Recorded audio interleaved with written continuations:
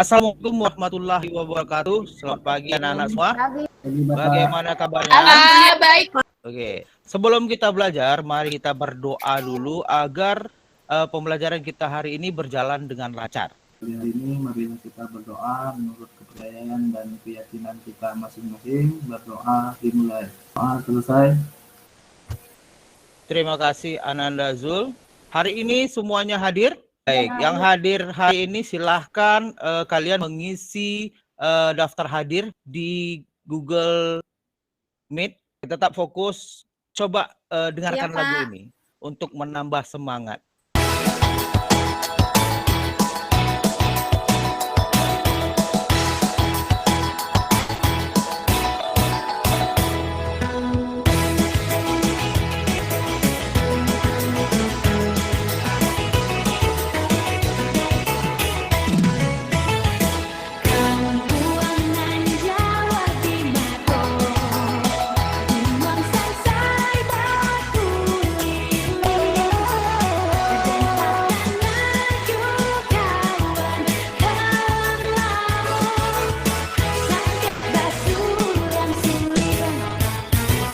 Baik, itu lagu daerah. Apa judul lagu daerahnya?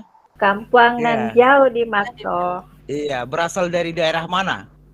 Sumatera Barat, Pak. Baik, selanjutnya kalian perhatikan juga video berikut yang menjadi motivasi buat kalian. Selanjutnya silakan perhatikan video ini yang video tersebut ada hubungannya dengan materi kali ini dan juga sebagai motivasi bagi kalian.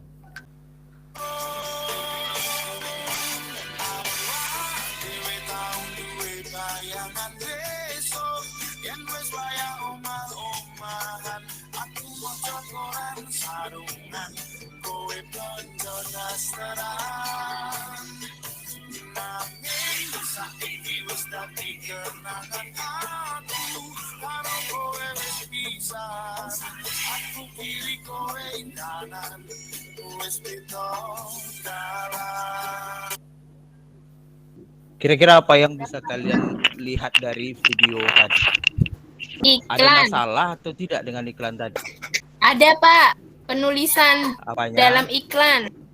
Iya. Yang salah. Benar, Nafarita.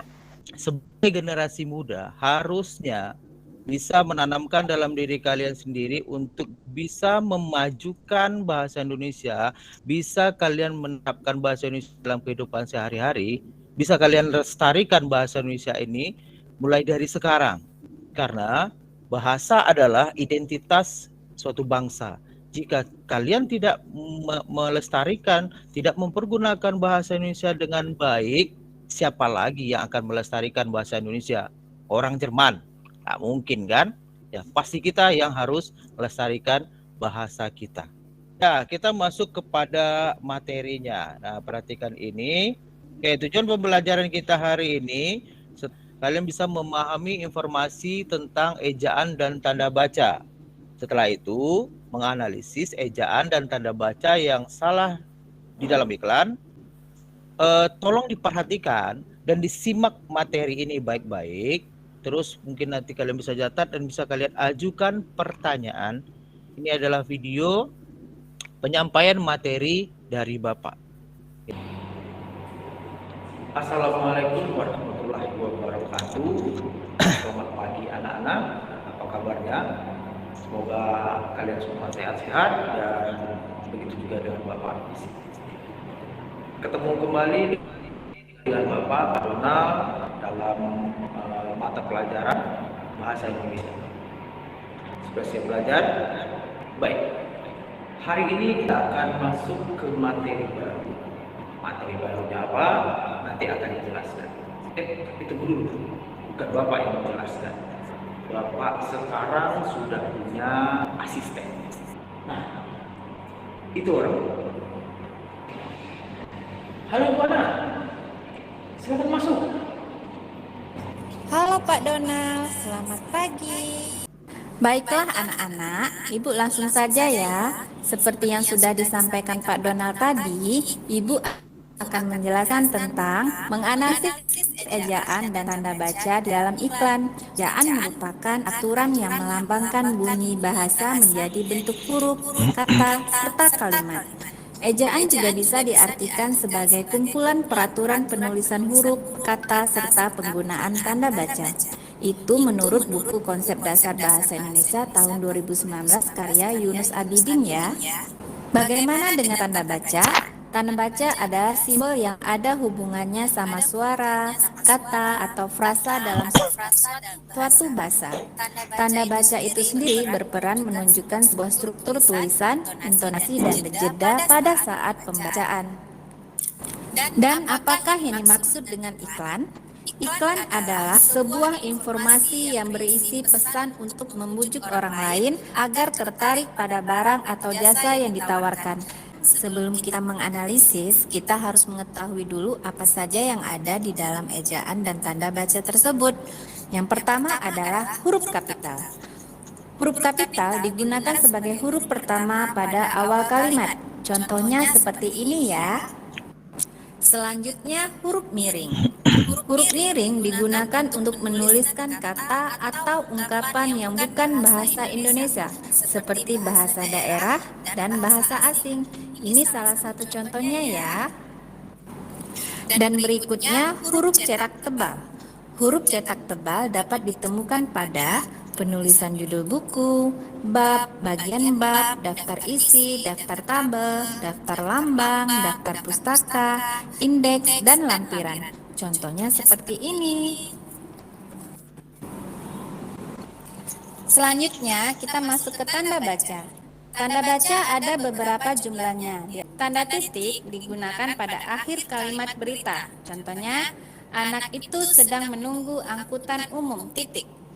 Tanda koma digunakan dalam suatu perincian atau pembilangan minimal 3 unsur. Contoh, kami memerlukan piring, sendok, dan garpu. Ketiga, penggunaan titik koma. Tanda titik koma digunakan untuk memisahkan kalimat yang setara di dalam kalimat majemuk setara. Contoh, kakak membuatkan kopi untuk ayah. Ibu mengoreksi tugas mahasiswa, adik bermain di halaman depan rumah. Tanda titik 2 dapat dipakai dalam naskah drama sesudah kata yang menunjukkan pelaku dalam percakapan. Contoh, Diva titik 2. Siapa yang datang, Dik? Kia titik 2. Kakek dan nenek. Tanda hubung digunakan untuk menyambung unsur-unsur kata ulang. Contoh, kupu-kupu bermain-main. Ya. Tanda tanya digunakan pada akhir kalimat tanya. Contoh, apakah kita wajib membaca buku ini? Tanda tanya. Tanda seru dipakai untuk mengakhiri ungkapan atau pernyataan yang berupa seruan atau perintah dan menggambarkan emosi penutur. Contohnya ini. Tanda petik tunggal dipakai untuk mengapit petikan yang terdapat di dalam petikan lain. Contohnya yang ini. Penggunaan tanda petik 2. Tanda petik dipakai mengapit petikan langsung yang berasal dari pembicaraan, naskah, atau bahan tertulis lain. Nah, contohnya seperti ini. Tanda kurung digunakan untuk mengapit tambahan keterangan atau penjelasan. Contohnya yang ini. Tanda garis miring dipakai sebagai pengganti kata atau tiap dan ataupun. Ini contohnya.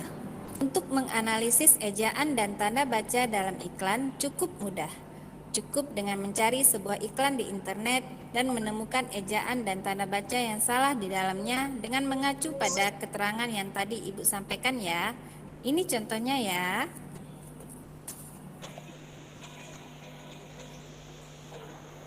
Bagaimana? Sudah paham bukan dengan penjelasan Ibu tadi? Ibu harap kalian sudah mengerti ya dengan apa yang Ibu jelaskan tadi. Sebagai latihan buat kalian, nanti Pak Donald akan memberikan contoh iklan dan silakan menganalisisnya ya. Selamat mencoba, semoga sukses. Setelah kalian memperhatikan video tadi, kira-kira apa pertanyaan yang timbul dari kalian? Ya, Ananda Indra, silakan. Adakah contoh lain pemakaian tanda titik selain di akhir kalimat, Pak? Contoh lain dari pemakaian tanda titik dipakai pada pemisahan waktu. Contohnya pukul 10.15. Pak. Ya, Kalau pemakaian bahasa asing itu penulisannya kan harus miring ya Pak tadi Pak. ya, Kalau ya. tidak dimiringkan, apa tidak ada cara lain Pak untuk penulisannya Oh, itu? tidak dimiringkan. Pada saat tidak bisa ditulis miring, kita cukup dibuat garis bawah aja. Bapak akan berikan 2 contoh iklan pada kalian. Silahkan nanti kalian analisis ejaan dan tanda bacanya. Ada 2 buah iklan yang ada di sini. Silakan kalian menganalisis kedua iklan tersebut sesuai dengan ejaan dan tanda baca yang ada yang benar.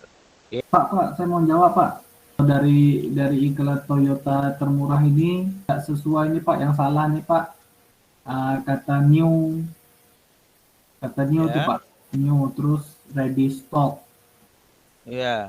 Terus ada kata apa tuh, free, hadiah, free-nya Pak, ada kata free-nya nih. Ya. Terus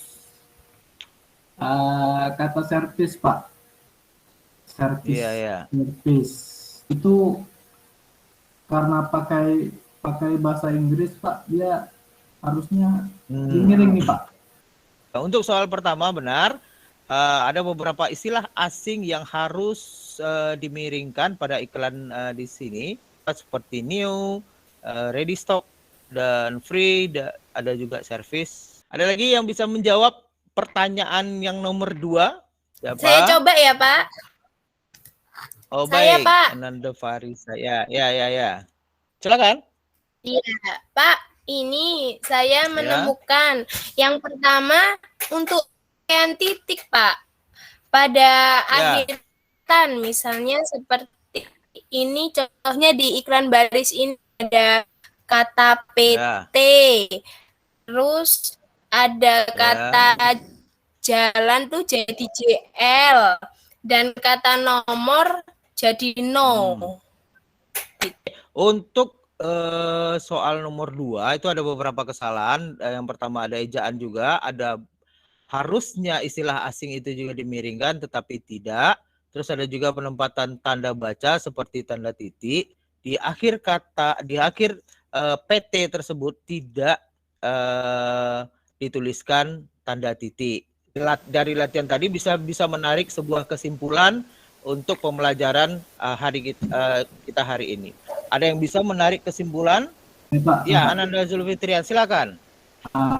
Dari materi yang saya pelajari nih Pak, dapat saya ambil kesimpulan bahwa sangat penting menggunakan bahasa Indonesia dari segi ejaan dan tanda bacanya Pak. Ya, saya sandingkan juga dengan kesimpulan hari ini. Pemakaian bahasa Indonesia yang baik dan benar sesuai dengan ejaannya, tanda bacanya itu akan membuat bahasa kita menjadi kaya. Dan sebaliknya, pemakaian bahasa tersebut yang tidak benar itu bisa dikatakan sebagai pemerkosaan terhadap bahasa kita. Sebaliknya, pemakaian bahasa tersebut yang tidak benar itu bisa dikatakan sebagai pemerkosaan terhadap bahasa kita. Dan pada Ananda Zulfitrian untuk menutup dengan doa. Baiklah teman-teman, dari pembelajaran pada hari ini, mari kita berdoa menurut kepercayaan kita masing-masing. Berdoa dimulai. Ya, berdoa selesai. Baik, terima kasih Ananda Zulfitrian. Untuk anak-anak semuanya, tetap semangat dalam belajar, tetap jaga kesehatan, dan tetap menjadi diri sendiri. Dan juga jangan lupa untuk mematuhi protokol kesehatan ya. Nah, terus satu pesan Bapak, ingat, seorang pelaut tangguh itu tidak lahir dari lautan yang tenang. Jadi sebuah permasalahan akan membuat seseorang itu jadi kuat dan jadi tangguh. Nah, untuk penutupnya satu lagi, saya ingat kata dosen saya, dia sering bicara seperti ini. Semoga kita terkutuk menjadi orang yang sukses. Itu ada disampaikan oleh dosen saya. Kalau nggak salah inisialnya Ibu Lisa Septia Dewi. Nah, karena setiap kali kuliah, keren, kalimat kutukan itu yang diberikan kepada kita. Kadang saya berpikir, jangan-jangan Malin Kundang ibu ini juga yang ngutuk ini. Ya sudahlah, Tapi nggak apa-apa. Oke, cukup sekian. Terima kasih. Sampai jumpa. Wassalamualaikum warahmatullahi wabarakatuh.